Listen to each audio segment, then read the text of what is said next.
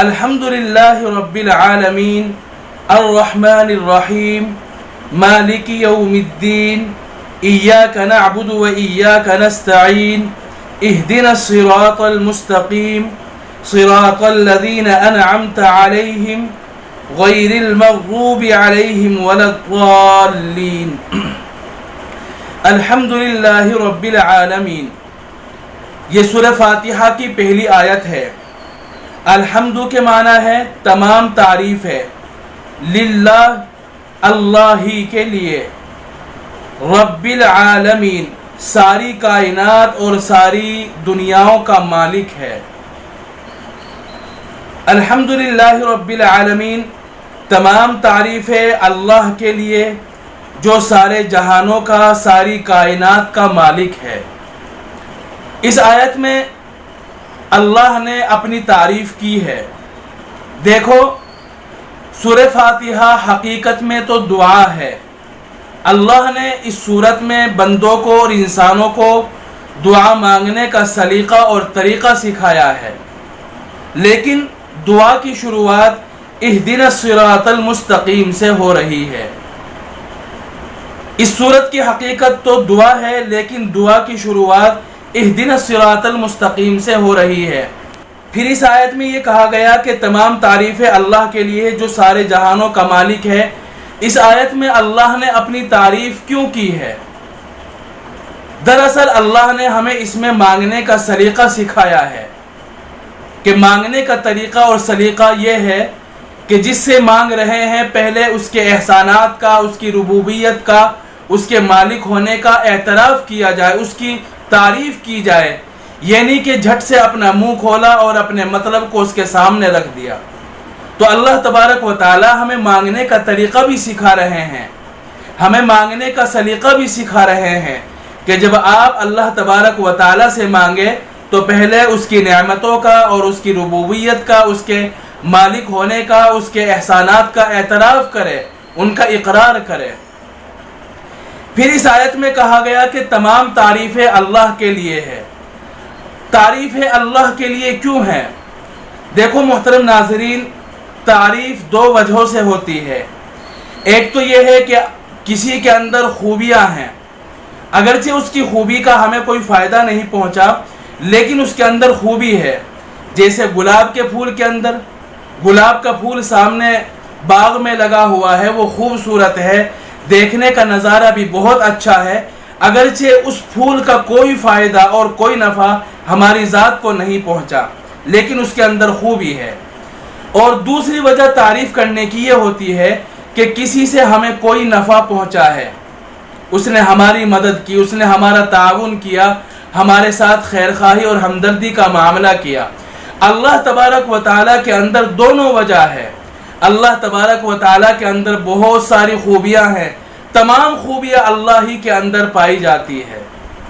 اور دوسرے، وہ اپنے بندوں کے ساتھ احسانات کا معاملہ کرتا ہے، وہ ان کی مدد کرتا ہے، ان کا خیال رکھتا ہے، ان کی ضرورتوں کو پورا کرتا ہے، بندوں کو رزق دینے والا، بندوں کو معاف کرنے والا، بندوں کے ساتھ ہمدردی اور رحم و کرم کرنے والا، بندوں کو روزی دینے والا، ان کی پریشانیوں کو ختم کرنے والا، ان کے غموں کو ختم کرنے والا، اور ان کو بیماری سے شفا دینے والا کون ہے؟ وہ اللہ ہے۔ اللہ ہی انسانوں کی تمام ضرورتوں کو پورا کرتا ہے، اللہ ہی انسانوں کا خیال رکھتا ہے، اللہ ہی انسانوں سے محبت کرتا ہے، ان کے ساتھ خیر خواہی اور ہمدردی کرتا ہے۔ تو چونکہ تعریف دو وجہوں سے ہوتی ہے اور اللہ تبارک و تعالیٰ کے اندر دونوں وجہ ہے، اس وجہ سے تمام تعریفیں اللہ کے لیے ہے۔ اچھا، الحمدللہ کا مطلب یہ نہیں ہے کہ تمام تعریفیں اللہ کے لیے ہے، بلکہ اس کا مطلب اور ترجمہ یہ ہے کہ تمام تعریفیں اللہ ہی کے لیے ہے، تمام تعریفیں صرف اللہ کے لیے ہے۔ اب یہ بات سوچنے والی ہے، یہ بات ذہن میں آتی ہے کہ صرف اللہ ہی کے لیے تعریفیں ہیں، ایسے کیسے ہو سکتا ہے؟ انسانوں میں بھی تو ایک دوسرے کی مدد کرتے ہیں، تو اس کی بھی تو تعریف کی جاتی ہے۔ انسانوں کے اندر بھی خوبیاں ہوتی ہے، انسان کسی نے کسی کی مدد کر دی تو اس کی تعریف کی جائے گی، کسی نے کسی کے ساتھ خیر خواہی کی تو اس کی مدد کی جائے گی۔ تو انسانوں کی بھی تو تعریف ہوئی، یا صرف اللہ ہی کے لیے تمام تعریفیں ہیں؟ تو محترم ناظرین، یہ بات صحیح ہے، قرآن کریم کی اس آیت کا مطلب کہ تمام تعریفیں اللہ ہی کے لیے ہے، یہ بات بالکل صحیح ہے اور مسلم ہے۔ وجہ یہ ہے کہ دنیا میں جہاں جس کی جو بھی تعریف ہوتی ہے، اس کی بنیاد، اس کا سر چشمہ اور اس کی اصل وجہ اللہ تبارک و تعالی ہے۔ تعریف انسانوں کی بھی ہو جاتی ہے، لیکن حقیقت میں اس تعریف کا مستحق اللہ تبارک و تعالی ہے۔ تو دنیا میں اگر کہیں بھی کسی کی تعریف ہو رہی ہے تو وہ حقیقت میں اللہ تعالیٰ کی تعریف ہے، کیونکہ اس کی بنیاد، اس کا سر چشمہ اور اس کی اصل وہ اللہ تبارک و تعالی ہے۔ اگر کسی نے حج ادا کیا، اگر کسی نے نماز پڑھی، تو نماز کی توفیق دینے والا کون ہے؟ نماز کے اسباب اور اس کے ذرائع کو پیدا کرنے والا اور ان کا انتظام کرنے والا کون ہے؟ وہ اللہ تبارک و تعالی ہے۔ کسی نے کسی کی مدد کی مال کے ذریعے، پیسوں کے ذریعے، تو بظاہر اس کی تعریف کی جائے گی، لیکن اس کو مال کس نے دیا، اس کو صدقہ دینے کی توفیق اور اس کا ذہن کس نے بنایا؟ یہ سب اللہ تبارک و تعالی کا کمال ہے اور اس کی خیر خواہی ہے۔ تو اس لیے اس آیت میں کہا گیا کہ تمام تعریفیں حقیقت میں صرف اللہ ہی کے لیے ہے۔ الرحمن الرحیم، رحمان رحم کرنے والا اور رحیم کے معنی بھی رحم کرنے والا، لیکن دونوں میں فرق ہے۔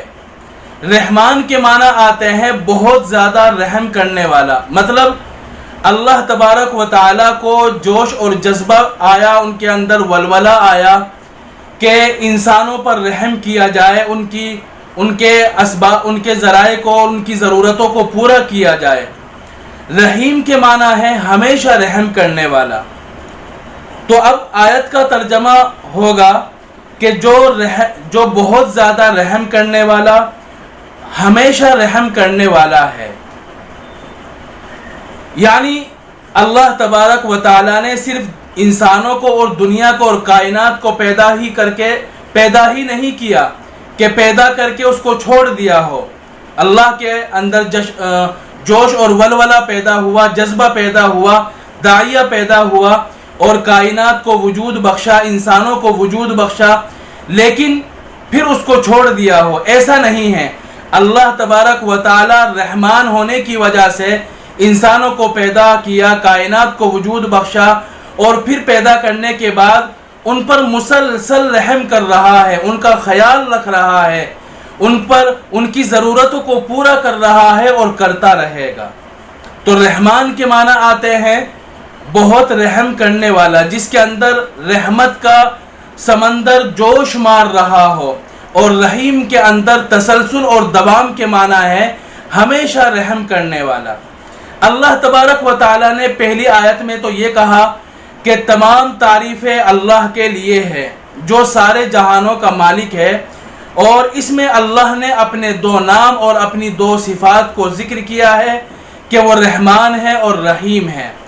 دراصل اس میں اس بات کی طرف اشارہ ہے کہ اللہ تبارک و تعالیٰ جو انسانوں کے گناہوں کی وجہ سے اس پر فوراً عذاب نہیں لاتا، تو وہ اللہ کے رحمان اور رحیم ہونے کی وجہ سے وہ انسانوں کی ضرورتوں کو پورا کر رہا ہے، ان کو رزق دے رہا ہے، ان پر پانی برسا رہا ہے، اور ان کے لیے غلہ جات اگایا جا رہا ہے، ان کے آرام کے اسباب کو پیدا کیا جا رہا ہے۔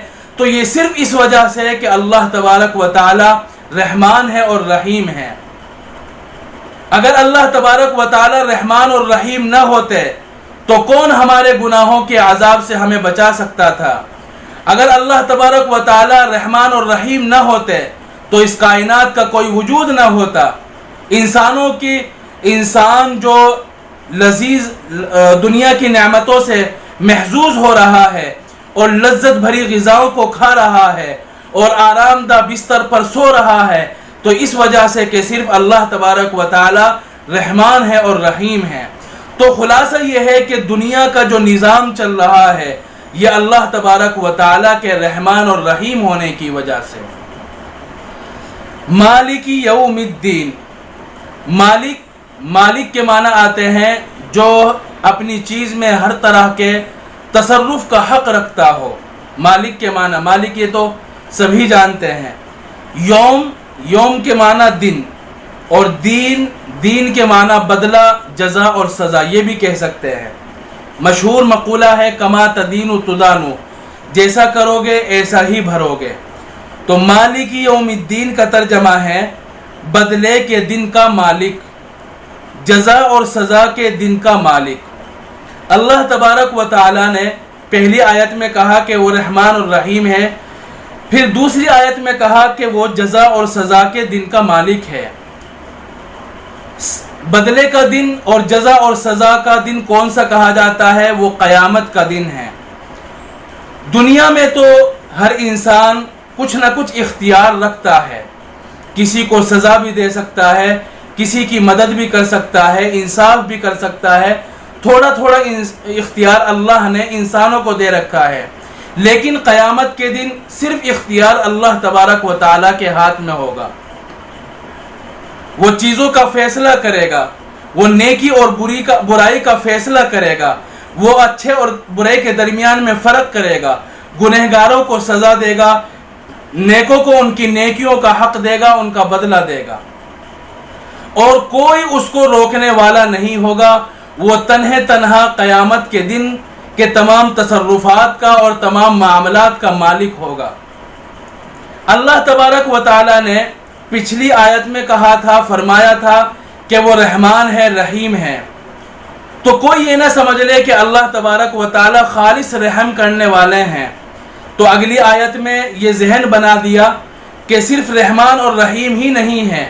कहीं आदमी अल्लाह के रहमान और रहीम इन दो नामों को देखकर और समझकर गुनाहों पर आमादा ना हो जाए कि अल्लाह तबारक व तआला तो बख्शने वाले हैं, बेधड़क होकर गुनाहों का इर्तिकाब करे कि अल्लाह ताला तो रहमत वाले हैं, हम गुनाह करेंगे अल्लाह तबारक व तआला रहम कर देंगे।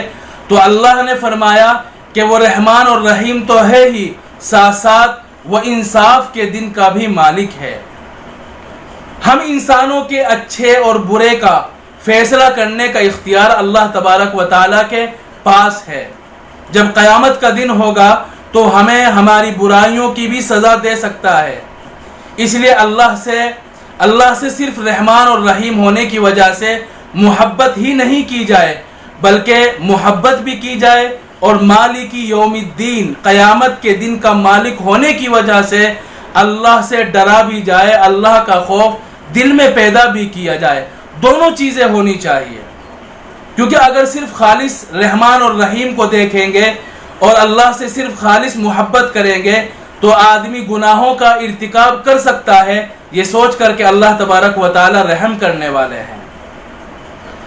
मालिकी यौमिद्दीन, क़यामत के दिन का मालिक है। इय्याका नअबुदु व इय्याका नस्तईन, हम तेरी ही इबादत करते हैं और तुझसे ही मदद मांगते हैं। इय्याका सिर्फ तेरी, नअबुदु हम इबादत करते हैं, वाव के माना है और, इय्याका तुझसे ही, नस्तईन मदद मांगते हैं। इय्याका नअबुदु व इय्याका नस्तईन, हम तेरी ही इबादत करते हैं और सिर्फ तुझसे ही मदद मांगते हैं। इबादत के माना आते हैं खुजू और आजिज़ी के इंतहाई दर्जा। खुजू और आजिज़ी और खुशू के इंतहाई दर्जे को इबादत कहा जाता है। इस आयत में अल्लाह तबारक व तआला ने बज़ाहिर हमें ये कहने का हुक्म दिया है कि आप अल्लाह ताला के सामने ये इकरार कीजिए, मेरे सामने ये इकरार कीजिए कि हम तेरी ही इबादत करते हैं और तुझसे ही मदद मांगते हैं। लेकिन हकीकत में ये इंसानों को ये हुक्म देना है कि इबादत सिर्फ अल्लाह ताला की ही की जाएगी, इबादत में किसी और को शरीक नहीं ठहराया जाएगा। अगर कोई आदमी अल्लाह ताला के साथ इबादत में किसी को शरीक करता है तो वह अल्लाह ताला के हक़ को मारता है, अल्लाह के हक़ को दबाता है। اور مشرک کی کوئی مغفرت نہیں ہے۔ تو عبادت کرنا صرف اللہ تبارک و تعالیٰ کا حق ہے کہ صرف اسی کی ہی عبادت کی جائے، کسی اور کی عبادت نہیں کی جائے گی، کسی قبر کے سامنے پیشانی نہیں رکھی جائے گی، کسی بڑے آدمی کے سامنے سر کو نہیں جھکایا جائے گا۔ زمین پر پیشانی رکھنا اور سر کو جھکا لینا یہ صرف اللہ تعالیٰ کا حق ہے کہ اسی کے سامنے ہمارا سر جھکے گا اور ہماری پیشانی زمین پر اسی کے سامنے رکھی جائے گی۔ وَإِيَّاكَ نَسْتَعِينُ، اور صرف تجھ سے ہی مدد مانگتے ہیں، یعنی ہم صرف عبادت ہی نہیں کرتے بلکہ دنیا کے جتنے کام ہیں ان میں تجھ سے ہی مدد مانگتے ہیں، کیونکہ اللہ تبارک و تعالیٰ کے پاس ہر طرح کی طاقت ہے، اللہ کے پاس قوت ہے، اللہ تعالیٰ کے پاس وہ تمام ذرائع ہیں جو انسانوں کی ضرورتیں ہیں۔ گویا کہ ہر کام کو بنانے والا، ہر کام کو بگاڑنے والا اللہ تبارک و تعالیٰ ہے، کاموں کو پورا کرنے والا اور انسانوں کو عزت دینے والا، ذلت دینے والا، تمام چیزوں کا اختیار صرف اللہ تبارک و تعالیٰ کے پاس ہے۔ اس لیے ہم اللہ ہی سے مدد مانگیں گے، کسی اور سے مدد نہیں مانگیں گے۔ ایاک نعبد و ایاک نستعین، ہم صرف تیری ہی عبادت کرتے ہیں اور تجھ سے ہی مدد مانگتے ہیں۔